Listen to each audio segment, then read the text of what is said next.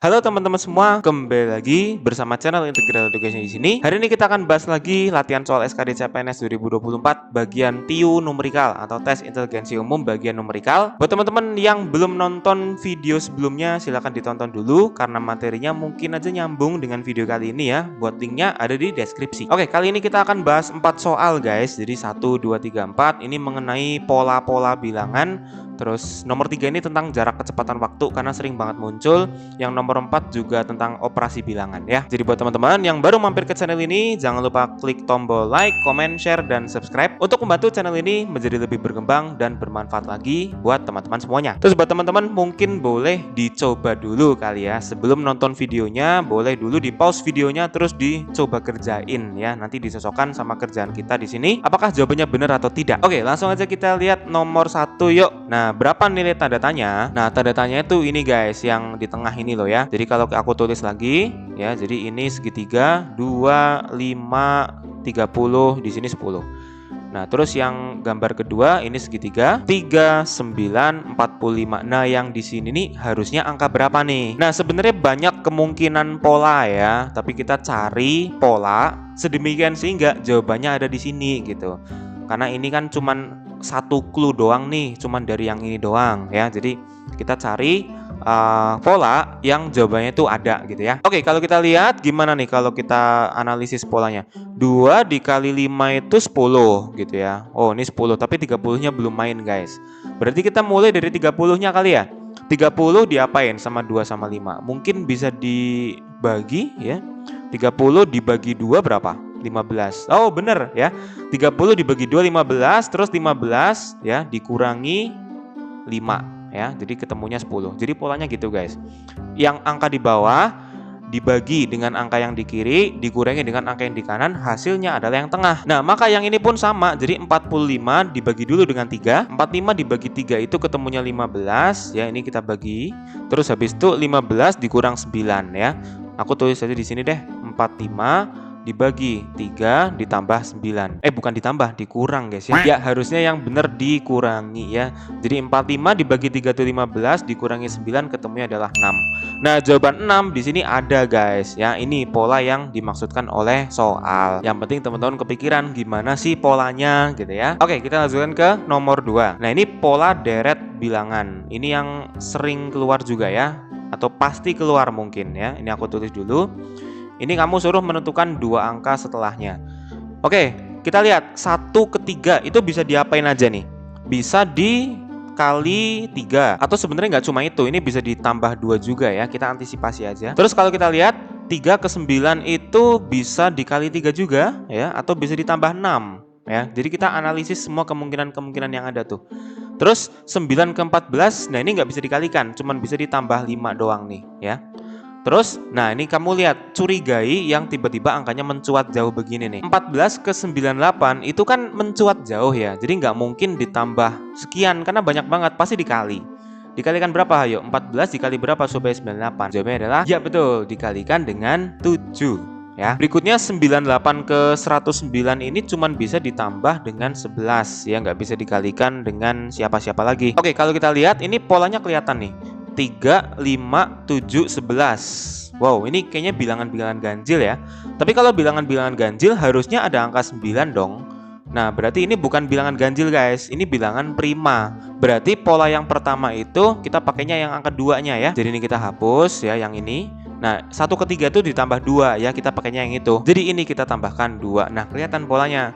2, 3, 5, 7, 11. Nah, ini bilangan prima ya. Bilangan prima tahu ya?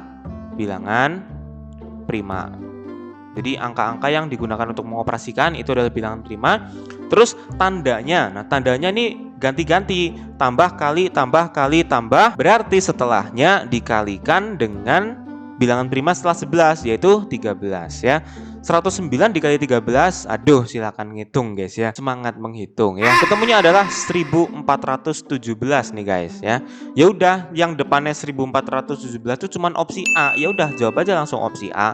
Tapi kalau teman-teman kepo, ini berarti setelahnya kan ditambah ya kan, ditambah bilangan prima setelah 13 itu 17 ya. Bener ya? 11, 13, 17. Oke. Nah, 1417 tambah 17 itu 1434. Tuh, cocok kan ya? Jadi jawabannya bener nih yang opsi A. Jadi gitu teman-teman ya, untuk mencari polanya, yang penting teman-teman kepikiran gimana nih untuk mengoperasikannya. Ini belum yang misalkan loncat-loncat loh. Jadi 1 ke 9, 9 ke 98. Terus yang 3 ke 14, 14 ke 109. Ada juga yang kayak gitu. Tapi ciri-cirinya kalau kayak gitu biasanya clue-nya makin banyak tuh di belakang ya. Oke, kita lanjutkan ke nomor 3 nih ya. Ini tentang jarak, kecepatan, dan waktu. Ocep pergi dari kota A ke kota B dengan kecepatan 100 km per jam selama 2 jam. Oke, dari sini langsung aja kita bisa cari jaraknya kok ya. Ingat rumus jarak itu apa? Kecepatan ya dikalikan dengan waktu. Oke, kecepatannya adalah 100 km per jam. Ya, kita cari dulu jaraknya guys, kecepatannya segitu dikalikan dengan waktunya adalah 2 jam ya. Jadi jamnya bisa hilang, bisa dibagi 100 kali 2 itu adalah 200 ya. 200 km. Ini adalah apa? Jarak dari kota A ke kota B. Ternyata ketemu 200 km. Sekarang pertanyaannya, waktu yang dibutuhkan Ocit untuk melakukan perjalanan tersebut dengan kecepatan 60 km per jam adalah, nah ini tinggal kita mainin aja rumusnya ya. Kalau jarak itu kan kecepatan dibagi waktu. Nah, kalau ditanya waktu berarti apa? Waktu adalah jarak ya dibagi dengan kecepatan gitu ya. Jadi jaraknya tadi ketemu tuh 200 km. Nah, itu gunanya kita nyari jarak dulu. Dibagi dengan kecepatan. Kecepatannya 60 km per jam. Ya, dibagi dengan 60 km per jam. Sehingga kita bisa lihat kilometer-kilometer habis. Jadi nanti tinggal jamnya aja. 0 sama 0 ya. 20 dibagi 6 itu 10 per 3 ya. Kita bagi 2, 10. Ini dibagi 2 jadi 3. Jadi 10 per 3 jam. Ya, jadi hati-hati. Di sini jawaban kita dalam jam. Sementara di sini masih ada menitnya. Ya, kita jadikan menit. Berarti 10 per 3 dikalikan 60 ya. Ini sudah menit. Oke, jadi kita hitung. Ini dibagi 3 ya, 60 bagi 3 itu adalah 20. Ya, jadi ketemunya adalah 200 menit. Oke. Nah, 200 menit dijadikan jam dulu. Berarti gimana? Kalau 1 jam tuh 60 menit ya. Berarti kita ambil yang 3 jam dulu tuh. Karena kan 60 kali 3 itu 180 ya. Jadi ini 180 menit dulu. Ya, ini kan 3 jam. Ditambah sisanya ke 200 tuh 20 menit ya. Berarti kita dapat ini 3 jam ya. 3 jam 20 menit ya. Jadi jawabannya adalah yang mana? Jawabannya adalah yang C ya. 3 jam 20 menit. Jelas lebih lama dong karena tadi kecepatannya si Ocep kan 100 tuh. Nyampenya 2 jam.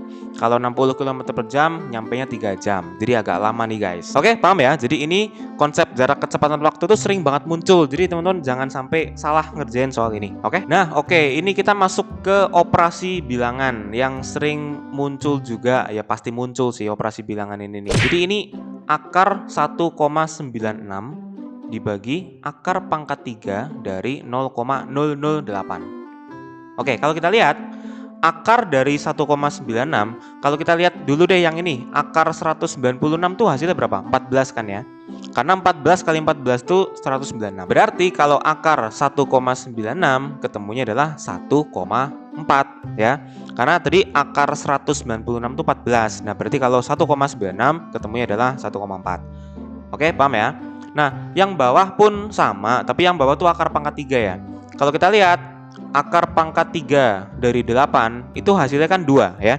Karena 2 kali 2 kali 2 ketemunya 8. Nah, berarti kalau akar pangkat 3 dari 0,008 ketemunya adalah 0,2 ya. Jadi, kalau akar pangkat 3 ini 3 angka di belakang koma nih ya. Kalau akar biasa 2 angka di belakang koma. Paham ya? Nah, jadi tinggal 1,4 dibagi 0,2. Ini sama aja 14 dibagi 2 guys. Jawabannya adalah 7 ya. Berarti yang pertama ya, yang ini hasilnya 7 nih. Nah, sekarang kita tinggal ngurusin yang kedua. Yang kedua tuh 5 dikali 2 kuadrat dibagi 0,4. Oke, 5 dikali 2 kuadrat. 2 kuadrat itu 4 ya. 4 kali 5 tuh 20. Dibagi dengan 0,4. 20 dibagi 0,4 itu sama aja 200 dibagi 4 ya. Atas bawah kalikan 10 biar nggak koma. Nah, 200 dibagi 4 ketemunya adalah 50 ya. Jadi yang kedua ini hasilnya adalah 50. Nah, berarti di akhir kita hitung 7 ditambah 50. Ketemunya adalah berapa? Ketemunya 57 ya. Jadi jawabannya adalah yang E. Pokoknya kalau soal-soal hitungan seperti ini teman-teman harus ngerti konsep akar ya, konsep kuadrat, pembagian koma gitu ya. Gampang ya? Gampang. Oke, seperti biasa di sini kita punya latihan soal untuk teman-teman semuanya. Hasil dari operasi ini adalah berapa? Oke, ini mirip dengan yang soal sebelumnya kok. Jadi tentang akar ya, tentang pecahan, tentang pembagian akar pangkat 3 ya. Jadi silakan teman-teman bisa kerjain dan diskusi di kolom komentar. Jawabannya berapa? Aku tunggu diskusi kalian semuanya. Oke, teman-teman semuanya, sekian dulu buat video hari ini ya. Gimana buat persiapan CPNS-nya teman-teman semuanya? Semoga lancar, tidak ada halangan suatu apapun, dan semoga bisa tembus sesuai formasi yang teman-teman inginkan. Jangan lupa follow Integral Education untuk mendapatkan informasi lainnya. Jangan lupa juga like, comment, share, dan subscribe untuk membantu channel ini menjadi lebih berkembang dan bermanfaat lagi buat teman-teman semuanya. Sampai jumpa di video selanjutnya. See you and goodbye. Dadah.